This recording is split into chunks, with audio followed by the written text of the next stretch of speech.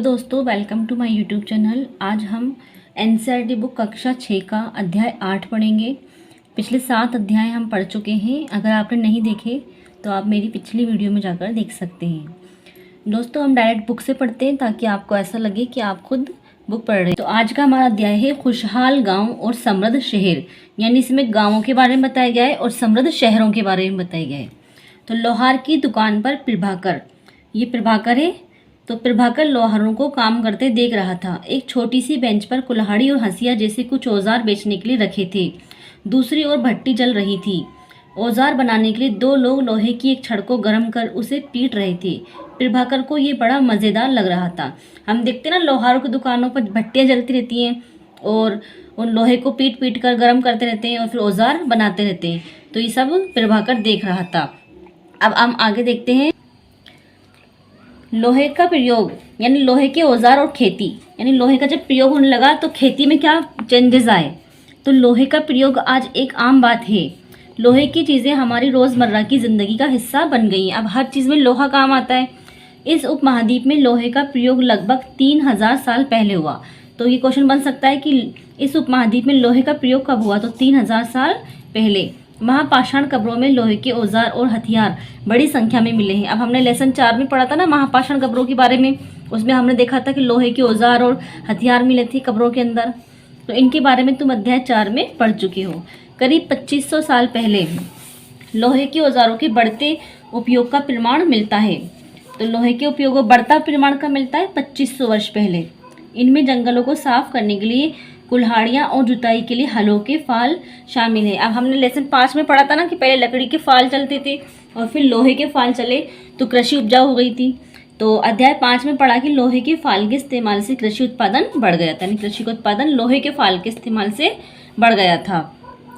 देखो, ये लोहे के कुछ औजार हैं। ये समसी है, लोहे से संड्या से हम काम करते हैं। हंसिया है, कुल्हाड़ी है, तो ये सब लोहे के बने हुए हैं।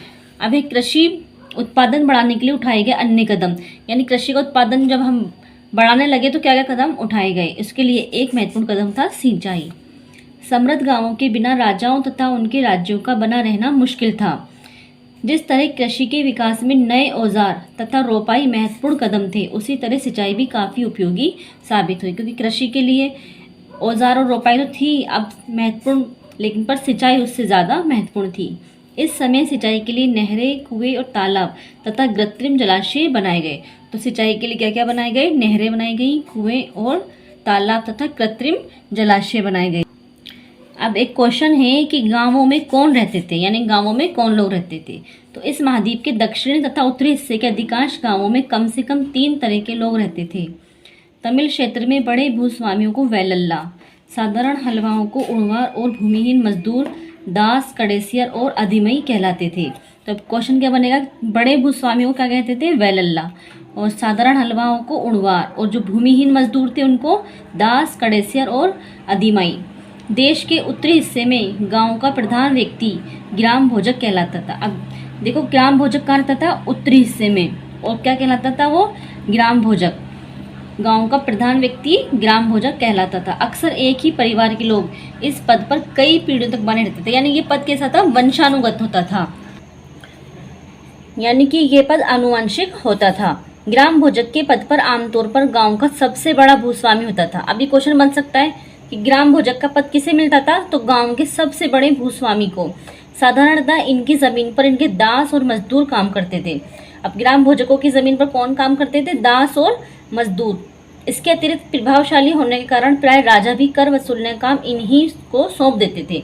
तो ये ग्राम भोजक काफ़ी प्रभावशाली होता था, तो कर वसूलने का काम भी ये कर लेते थे। और ये न्यायाधीश और कभी कभी पुलिस का काम भी करते थे। अब देखो, ये न्यायाधीश का भी काम करते थे और पुलिस का भी काम करते थे। कौन? ग्राम भोजक। ग्राम भोजकों के अलावा अन्य स्वतंत्र कृषक भी होते थे जिन्हें गृहपति कहते थे। अभी क्वेश्चन बन सकता है कि स्वतंत्र कृषकों का कहते थे? तो गृहपति। इनमें ज़्यादातर छोटे किसान ही होते थे। इसके अतिरिक्त कुछ ऐसे स्त्री पुरुष थे जिनके पास अपनी ज़मीन नहीं होती थी, यानी जो भूमिहीन होते थे उन्हें दास और कड़ेसर कहते थे। तो इनमें दास और कर्मकार आते थे जिन्हें दूसरों की ज़मीन पर काम करके अपनी जीविका चलानी पड़ती थी। तो अधिकांश जो गांव होते थे, लोहार, कुम्हार, बढ़ई तथा बुनकर जैसे कुछ शिल्पकार भी होते थे। अभी प्राचीनतम तमिल रचनाएं। देखो तमिल में जो रचनाएं रची गई थी, तमिल की प्राचीनतम रचनाओं को संगम साहित्य कहते हैं। अभी क्वेश्चन आ चुका है संगम साहित्य क्या है, तो जो प्राचीनतम रचना है तमिल की उसे संगम साहित्य कहते हैं। इनकी रचना करीब 2300 साल पहले की गई। इन्हें संगम इसलिए कहा जाता है क्योंकि मदुरै के कवियों के सम्मेलनों में इनका संकलन किया जाता था। यानी मदुरै में कवि सम्मेलन हुआ था जहाँ इनका संकलन हुआ था, तो इसलिए इसे संगम कहते हैं। गांवों में रहने वालों के लिए जिन तमिल नामों का उल्लेख यहाँ किया गया है वे संगम साहित्य में पाए जाते हैं। अब आगे हम देखते हैं नगर क्या कहती हैं कहानियाँ, यात्रा विवरण, मूर्तिकलाएं और पुरातत्व। यानी नगर के बारे में क्या कहती हैं कहानियाँ, यात्रा विवरण, मूर्तिकलाएं और पुरातत्व। तो तुमने जातकों के बारे में सुना होगा, ये वो कहानियाँ हैं जो आम लोगों में प्रचलित थी। यानी जातक कहाँ प्रचलित थी, आम लोगों में, और बौद्ध भिक्षुओं ने इनका संकलन किया था। अब ये बहुत मोस्ट क्वेश्चन बन सकता है कि जातकों का संकलन किसने किया था, तो बौद्ध भिक्षुओं ने। यहाँ एक जातक कथा दी गई है जिसमें ये बताया गया है कि निर्धन किस तरह धीरे धीरे धनी बन जाता है। यानी जातक कथाओं में कहानियाँ बताई गई हैं कि निर्धन व्यक्ति किस तरह धनी बन जाता है, या अलग अलग कहानियाँ इनमें बताई गई हैं। प्राचीन नगरों के जीवन के बारे में हमें कुछ अन्य स्रोतों से भी पता चल सकता है। शहरों, गांवों या फिर जंगलों के जीवन से जुड़ी घटनाओं को मूर्तिकार कलात्मक ढंग से उकेरते थे। यानी जो जो घटनाएं घटती थी उन्हें मूर्तिकार इस तरह ढंग से उकेरते थे। इन मूर्तियों की ऐसी इमारतों की रेलिंग, खंभों, प्रवेश द्वारों पर सजाया जाता था जहाँ लोग आते थे। यानी हम उनकी जो जीवन की घटनाएं मूर्तियों के जरिए देख सकते थे, और उनको ऐसे स्थान पर लगाया जाता था जहाँ लोग आते जाते हों, जहाँ से लोग आसानी से देख सकें। अभी जो चित्र आप देख रहे हैं ये एक वल्लैकूप है जो दिल्ली में मिला है, और ये हड़प्पा की जल निकास व्यवस्था से थोड़ा अलग है, लेकिन पर ये जल निकास व्यवस्था के लिए बनाए गए वल्लैकूप थे, और ये दिल्ली की खुदाई में प्राप्त हुआ है। एक चित्र ये है जो मध्य प्रदेश में सांची का स्तूप की मूर्तिकला का ये नमूना है। इसमें एक जीवन का दृश्य दे रखा है शहर का। यानी पूरी की पूरी जो मूर्तिकला है जो इसमें वहाँ की उकेरी गई है, इसके अंदर इसकी दीवारों को, इसकी रेलिंगों को कलात्मक ढंग से बनाया गया है। अध्याय 5 में वर्णित अनेक शहर महाजनपदों की राजधानी थे। जैसा कि तुमने पढ़ा इनमें से कुछ शहर परकोटों से घिरे हुए थे। अब हमने अध्याय 5 पढ़ा था, उसमें हमने जनपद और महाजनपदों के बारे में पढ़ा था और उनकी राजधानियां भी देखी थी। तो हमने देखा था कि कुछ शहर परकोटों से घिरे थे, कुछ बिना परकोटों के भी थे। जैसा कि तुम ऊपर के चित्र में देख रहे हो, अनेक शहरों में वल्लैकूप मिले हैं। अभी हमने जो चित्र देखा था वैसे वल्लैकूप अनेक शहरों में मिले हैं। ये वल्लैकूप गौसलखाने, नाली या कूड़ेदानों के लिए प्रयुक्त होते थे। प्राय ये वल्लैकूप लोगों के घरों में होते थे। महलों, बाजारों या आम घरों के अवशेष बहुत कम मिले हैं। संभवतः लकड़ी, मिट्टी व कच्ची ईंटों या छप्पर से बने होने के कारण ये ज़्यादा समय तक टिक न पाए हों। भविष्य में पुरातात्विद इनकी खोज कर सकते हैं। प्राचीन शहरों के बारे में वहां गए नाविकों तथा यात्रियों के विवरण द्वारा भी पता चलता है। ऐसा ही एक विस्तृत विवरण किसी अज्ञात यूनानी नाविक का है। यानी प्राचीनतम शहरों के बारे में किससे पता चलता है, नाविकों और यात्रियों के विवरण से। तो एक अज्ञात यूनानी नाविक का है एक विवरण, जिन जिन पत्तनों पर वे गया उन सभी के बारे में उसने लिखा है। मानचित्र 7 में भरूच ढूंढो। अब देखो मानचित्र 7 है उसमें भरूच ढूंढना था। अब उसके द्वारा दी गए वर्णन को पढ़ो। तो वो जो जहाँ जहाँ वो गया है नाविक, वो उन सभी के बारे में उसने लिखा है। अब है सिक्के। देखो सिक्कों के आधार पर संपत्ति का मूल्यांकन किया गया है। पुरातत्वविदों को इस युग के हजारों सिक्के मिले हैं। सबसे पुराने आहत सिक्के थे जो करीब 500 साल चले। यानी आहत सिक्के क्या थे, सबसे पुराने थे और 500 साल चले। इनका चित्र नीचे दिया गया है। चांदी या तांबे के सिक्कों पर विभिन्न आकृतियों को आहत कर बनाए जाने के कारण इन्हें आहत सिक्का कहा जाता है। देखो ये जो चित्र हैं ये चांदी या तांबे के होते थे और इन पर आकृतियों को आहत किया जाता था, इसलिए इन्हें आहत सिक्के कहा जाता है। आहत सिक्के सामान्यतः आयताकार और कभी कभी वर्गाकार या गोलाकार होते थे। ये या तो धातु की चादर को काटकर या धातु के चपटे गोलिकाओं को बनाए जाते थे। इन सिक्कों पर कुछ लिखा हुआ नहीं था, बल्कि इन पर कुछ चिन्ह ठप्पे से बनाए जाते थे, इसलिए ये आहत सिक्के कहलाए। ये सिक्के उपमहाद्वीप के लगभग अधिकांश हिस्सों में पाए जाते हैं और ईसा की आरंभिक सदियों तक ये प्रचलन में रहे। तो ये आहत सिक्कों के बारे में है।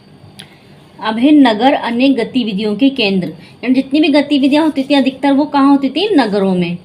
तो अक्सर नगर कई कारणों से महत्वपूर्ण हो जाते हैं। उदाहरण के लिए मथुरा। तो ये देखो मथुरा के बारे में बताया गया है कि ये 2500 साल से भी ज़्यादा एक महत्वपूर्ण नगर रहा है, क्योंकि यह यातायात और व्यापार के दो मुख्य रास्तों पर स्थित था। इनमें से एक रास्ता उत्तर पश्चिम से पूरब की ओर, तो एक रास्ता कहाँ से जाता था? उत्तर और पश्चिम से पूरब की ओर, और दूसरा उत्तर से दक्षिण की ओर जाने वाला था, यानी दूसरा उत्तर से दक्षिण की ओर जाने वाला था। शहरों के चारों ओर किलेबंदी थी। जो ये मथुरा शहर है इसके चारों ओर किलेबंदी थी। इसमें अनेक मंदिर थे। आसपास के किसान तथा पशुपालक शहर में रहने वालों के लिए भोजन जुटाते थे। मथुरा बेहतरीन मूर्तियों बनाने का भी केंद्र था। तो देखो मथुरा आज भी मंदिरों और मूर्तियों वाला शहर है, और तब भी ये मूर्तियां बनाने के लिए फेमस था, और यहाँ पे बहुत से मंदिर भी पाए गए हैं। लगभग 2000 साल पहले मथुरा कुषाणों की दूसरी राजधानी बनी। अब ये क्वेश्चन कई बार आ चुका है, कुषाणों की दूसरी राजधानी कौन सी थी? तो मथुरा। इसके बारे में तुम अगले अध्याय में पढ़ोगे। मथुरा एक धार्मिक केंद्र भी रहा है, और आज भी एक धार्मिक केंद्र है। यहाँ बौद्ध विहार और जैन मंदिर हैं। ये कृष्ण भक्ति का एक महत्वपूर्ण केंद्र था। तो मथुरा किसका महत्वपूर्ण केंद्र है? कृष्ण भक्ति का। मथुरा में प्रस्तर खंडों तथा मूर्तियों पर अनेक अभिलेख मिले हैं। आमतौर पर ये संक्षिप्त अभिलेख हैं जो स्त्रियों तथा पुरुषों द्वारा मठों या मंदिरों को दी जाने वाले दान का उल्लेख करते हैं। यानी जो मूर्तियों पर अभिलेख मिले हैं वो मठों और मंदिरों में जो दान दिया जाता था उसका उल्लेख करते हैं। प्राय शहर के राजा, रानी, अधिकारी, व्यापारी तथा शिल्पकार इस प्रकार के दान करते थे। उदाहरण के लिए मथुरा के अभिलेख, तो मंदिरों में ज़्यादातर दान कौन करते थे? राजा, रानी, अधिकारी, शिल्पकार या व्यापारी। उदाहरण के लिए मथुरा के अभिलेख में सुनारों, लोहारों, बुनकरों, टोकरी बुनने वालों, माला बनाने वालों और इत्र बनाने वालों का उल्लेख मिलता है। इन सब का इसमें उल्लेख मिलता है। शिल्प तथा शिल्पकार। पुरास्थलों से शिल्पों के नमूने मिले हैं। इनमें मिट्टी के बहुत ही पतले और सुंदर बर्तन मिले हैं जिन्हें उत्तरी काले चमकीले पात्र कहा जाता है, क्योंकि ये ज़्यादातर उपमहाद्वीप के उत्तरी भाग में मिले हैं। तो ये जो काले चमके पात्र कहाँ मिले हैं? उपमहाद्वीप के उत्तरी भाग में। ध्यान रहे कि अन्य दूसरे शिल्पों के अवशेष नहीं बचे होंगे। जैसे कि विभिन्न ग्रंथों से हमें पता चलता है कि कपड़ों का उत्पादन बहुत महत्वपूर्ण था। उत्तर में वाराणसी और दक्षिण में मदुरै इसके प्रसिद्ध केंद्र थे। अभी क्वेश्चन बन सकता है कि कपड़ों के प्रसिद्ध केंद्र कौन से थे? तो उत्तरी भारत में तो वाराणसी और दक्षिण में मदुरै। उत्तर में वाराणसी और दक्षिण में मदुरै। यहाँ स्त्री पुरुष दोनों ही काम करते थे। अनेक शिल्पकार तथा व्यापारी अपने अपने संघ बनाने लगे थे जिन्हें श्रेणी कहते थे। अभी क्वेश्चन बन सकता है कि शिल्पकार और व्यापारियों संघ को क्या कहते थे? श्रेणी। शिल्पकारों की श्रेणियों का काम प्रशिक्षण देना, कच्चा माल उपलब्ध कराना तथा तैयार माल का वितरण करना था, जबकि व्यापारियों की श्रेणियां व्यापार का संचालन करती थीं। श्रेणियां बैंकों के रूप में काम करती थी जहां लोग पैसे जमा रखते थे। इस धन का निवेश लाभ के लिए किया जाता था। अब क्वेश्चन बन सकता है कि श्रेणियां क्या काम करती थी? तो बैंकों के रूप में काम करती थी जहां पे लोग पैसे रख सकते थे, और इस धन का निवेश लाभ के लिए किया जाता था। इससे मिले लाभ का कुछ हिस्सा जमा करने वालों को लौटा दिया जाता था या फिर मठ आदि धार्मिक संस्थानों को दिया जाता था। तो अब हम आगे देख, उत्तरी काले चमके पात्र NBPW। देखो ये एक कठोर चाक निर्मित धातु की तरह दिखने वाले तथा चमकदार काली सतह वाले पात्र हैं। इसे बनाने के लिए कुछ कुम्हार मिट्टी के बर्तनों को भट्टों पर उच्चतम तापमान पर रखते थे, जिसके परिणाम स्वरूप इन बर्तनों की बाहरी सतह काली हो जाती थी। यानी भट्टों पर उच्च तापमान पर रखते हैं तो बाहरी सतह काली हो जाती थी, जिसके परिणाम स्वरूप इन बर्तनों की बाहरी सतह काली हो जाती थी। इन पर एक पतली लेप लगाई जाती थी, यानी पतली काली लेप लगाई जाती थी, जो इस बर्तन को शीशे जैसी चमक प्रदान करता था। जो वो लेप लगा देते थे वो उसको शीशे की तरह चमक प्रदान करता था। तो ये क्या कहलाते थे? काले चमके पात्र। देखो सूक्ष्म निरीक्षण अरिकामेडु। तो ये अरिकामेडु के बारे में बताया गया है कि लगभग 2200 से 1900 साल पहले अरिकामेडु एक पत्तन था। पत्तन किसे कहते हैं? बंदरगाह को, जहाँ जहाज आते जाते हैं। यहाँ दूर दूर से आए जहाज़ों के सामान उतारे जाते थे। यहाँ ईंटों से बना एक ढांचा मिला है जो संभवतः गोदाम रहा हो। यहाँ भूमध्य सागरीय क्षेत्र के एम्फोरा जैसे पात्र मिले हैं। कहाँ पर? अरिकामेडू में एम्फोरा जैसे पात्र मिले हैं। इनमें शराब या तेल जैसे तरल पदार्थ रखे जा सकते थे। इनमें दोनों तरफ से पकड़ने के लिए हत्थे लगे हैं। जो पात्र मिला था उसमें हत्थे लगे थे दोनों तरफ। साथ ही यहाँ एरेटाइन जैसे मोहर लगे लाल चमकदार बर्तन भी मिले हैं। तो क्या मिले हैं? बर्तन कैसे मिले? एरेटाइन जैसे।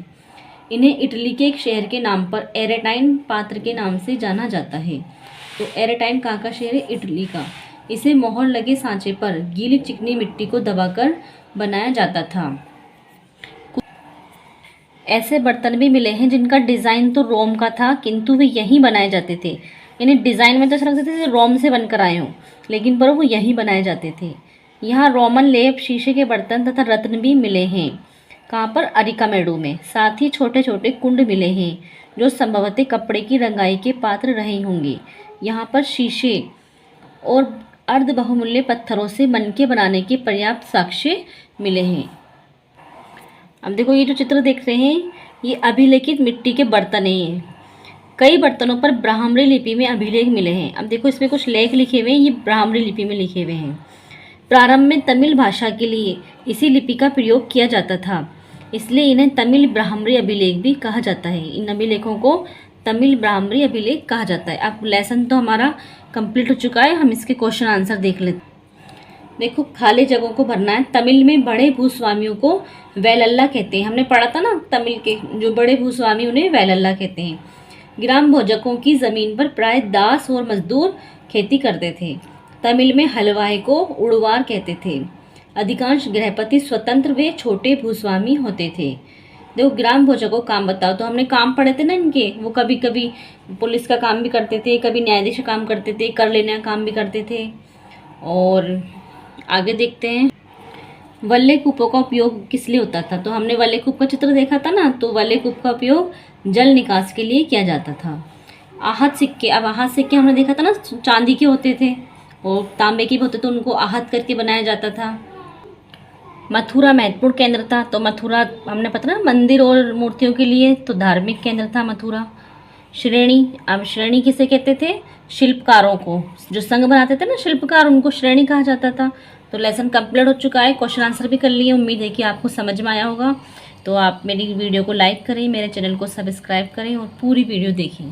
Thank you. अगली वीडियो में फिर मुलाकात होगी।